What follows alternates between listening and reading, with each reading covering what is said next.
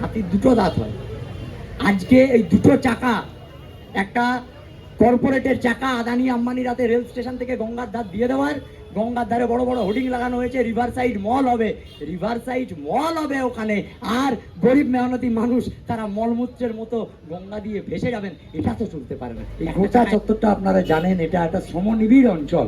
এই Camac street, park street সহ এই অঞ্চলের ছোট ছোট অনেকগুলো ইউনিয়নের শ্রমিকরা, কর্মচারীরা, কমরেডরা তারা এসছেন আজকে সংহতিতে।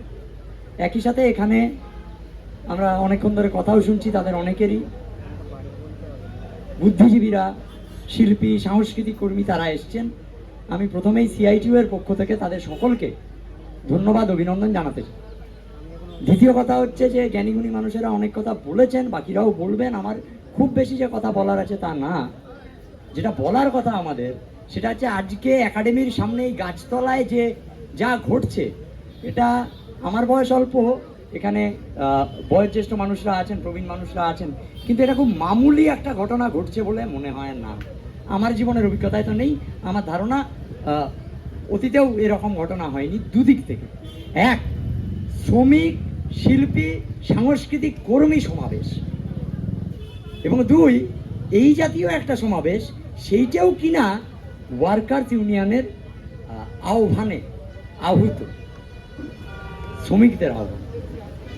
খুব কম গুরুত্বপূর্ণ কথা না। কালকেই একজন সাংবাদিক, তিনি এই নিয়ে সংবাদ সংগ্রহ করতে গিয়ে জিজ্ঞেস করছিলেন যে সিআইটিউ এর কি তাহলে একটু গ্ল্যামার প্রয়োজন হয়ে পড়েছে, যে যার জন্য এই শিল্পী, সাংস্কৃতিক কর্মীদেরকে জড়ো করে সভা করতে হচ্ছে। আমরা খুব বিনয়ের সাথে একথা বলতে চাই, শ্রমিকদের, মজদুরদের, সিআইটিউ এর, অন্য ট্রেড ইউনিয়নের, অন্য যে কোনো রঙের, তাদের গ্ল্যামার তাদের ঘামে তৈরি হয়, তাদের দেহ তাদের ঘামে চকচক করে, শ্রমে মেহনতে চকচক করে। শ্রম এবং মেহনতি আসলে গোটা পৃথিবীর গ্ল্যামার। এবং শ্রমিক আন্দোলনের গ্ল্যামার শিকাগোতে 1886 সালে যে শ্রমিকের লাশ পড়ে গেছিল, আর তার পাশে শ্রমিক তার ওই যে জামাটা তুলে ডান্ডার মুখে বেঁধে উড়িয়েছিল, সেই ঝান্ডাটা লটপট করছিল সে রক্তে, ওই রক্তটা গ্ল্যামার। আজকে মুখোমুখি, শুরুতে নাট্য ব্যক্তিত্ব চন্দন সেন তিনি বলেছেন, সাথী চন্দন সেন বলেছেন, মুখোমুখি দাঁড়িয়েছে দুটো দল, পরে সেই গানও হয়েছে। আজ একসাথে কেন আসতে হচ্ছে আমাদের?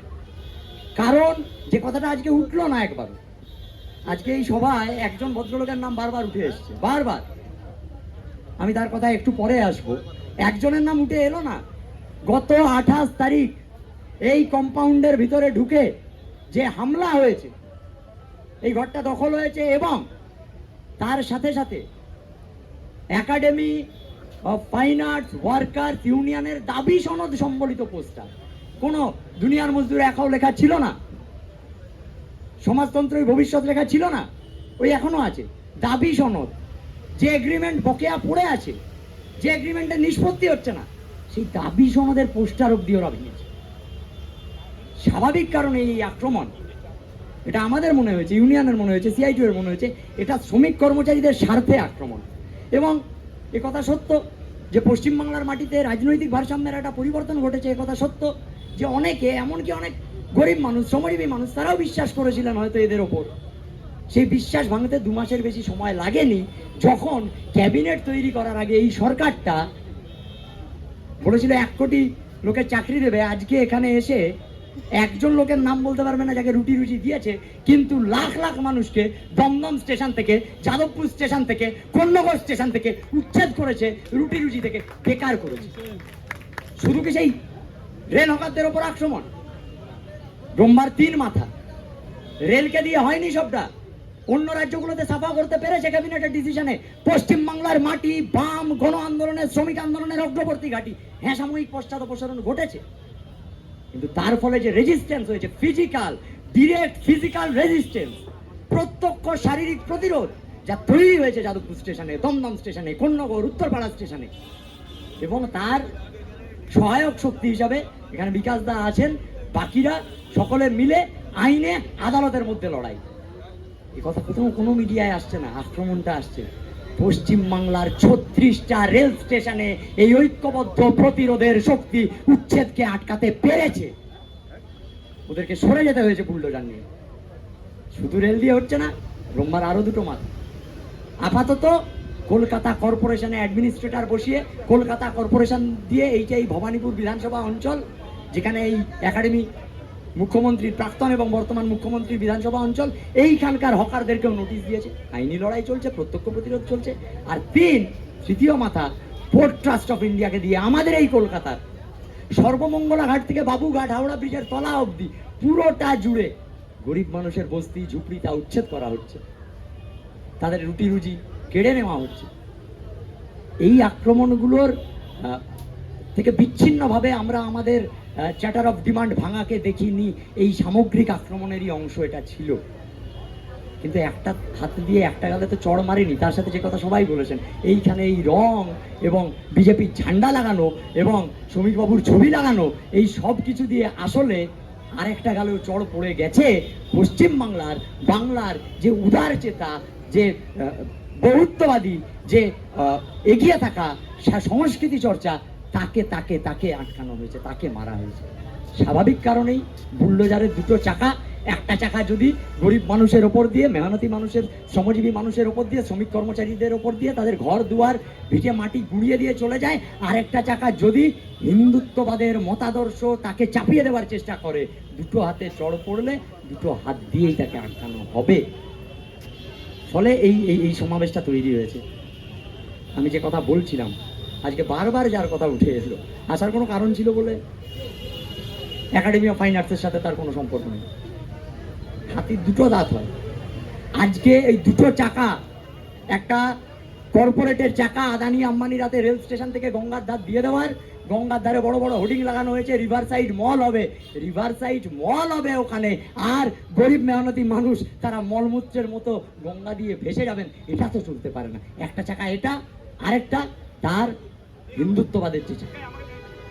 এই দুই শক্তির মিশেলে আজকে যে আগ্রাসন তৈরি হয়েছে, এই আগ্রাসনের বিরুদ্ধে যৌথ প্রতিরোধ তা গড়ে তোলার আহ্বান তা তৈরি হয়েছে। আমরা এই সময়কালে দেখেছি, যখন বুলডোজার গিয়ে গরিব মানুষকে, হকারকে উচ্ছেদ করতে গেছে, সাধারণ মানুষ, শ্রমিকরা, ট্রেড ইউনিয়ন তারা যখন প্রতিরোধ করেছেন, নাট্য ব্যক্তিত্বরাও তার মধ্যে ছিলেন। নাটকের স্টেজ থেকে সেখানে গিয়ে তারাও আক্রান্ত হয়েছেন। এই ঐক্যটা, রক্তের গ্ল্যামারে এই জোটটা, এটা শাসক তৈরি করে দিচ্ছে। আজকে কথা আসছে শ্রমিকবাবুর এই আগ্রাসন, নয়া ফ্যাসিবাদী আগ্রাসন। হাতির দুটো দাঁত থাকে। শ্রমিক ভট্টাচার্য আসলে বিজেপির দেখাবার দাঁত বলছেন। বিজেপি যুক্ত ছিল না। আমার আগে আমি শুনলাম, এখানে তো বলা হয়েছে, উনি বলেছেন 4 তারিখ 12টার পরের বিজেপি করেছে। রুদ্রনীল ঘোষ কে? রাজ্য বিজেপির সভাপতি, তিনি জানেন না রুদ্রনীল ঘোষ বিজেপির বিধায়ক? রুদ্রনীল ঘোষের উপস্থিতিতে এই আক্রমণ ঘটেছে। আচ্ছা, না হয় শ্রমিকবাবু রুদ্রনীল ঘোষকে চিনতে পারছেন না, উনি কি আজকাল নিজের ছবিও চিনতে পারছেন না? ওনার ছবি তো লাগানো হয়েছিল এখানে। আজকে বলছেন ফিরিয়ে দেব। আমরা বলছি যেভাবে উচ্ছেদ থেকে ফিরে যেতে হয়েছে, একইভাবে এইখান থেকেও সরে যেতে হবে। এটা ইউনিয়নের লড়াই, এটা সাংস্কৃতিক কর্মীদের লড়াই। তার চাপে, লড়াইয়ের চাপেই সরে যেতে হবে। খেলা দুটো চাটতে হবে একটু, তার আগে কাজ হচ্ছে। আমি আমার কথা দীর্ঘায়িত করবো না, শুধু এইটুকু বলবো যে হ্যাঁ, নির্বাচনের আগে মানুষ অনেকেই মোহাবিষ্ট হয়েছিলেন, ভেবেছিলেন ভালো কিছু হবে, ভাবতেই পারেন মানুষ। সে মোহ ভাঙতে শ্রমজীবী মানুষের 2 মাস সময় লাগেনি। সমাজের অপরাপর অংশেও যাদের মধ্যে সেই মোহ এখনো পুরোটা ভাঙেনি, তাদেরও ভাঙতে খুব বেশি সময় লাগবে না। আমাদেরকে তার আগে থেকে প্রস্তুত থাকতে হবে। এই প্রস্তুতির কাজ আজকে যা তৈরিও, আজকে যে সভাটা হলো, এই সভাটা তার একটা প্রস্তাবনা মাত্র। এই প্রস্তাবনাকে সামনে রেখেই আমরা ভবিষ্যতে নিজ পরিসরে যে কাজগুলো আছে সেই কাজগুলো করব। আপনাদের সবাইকে আবার ধন্যবাদ, অভিনন্দন জানিয়ে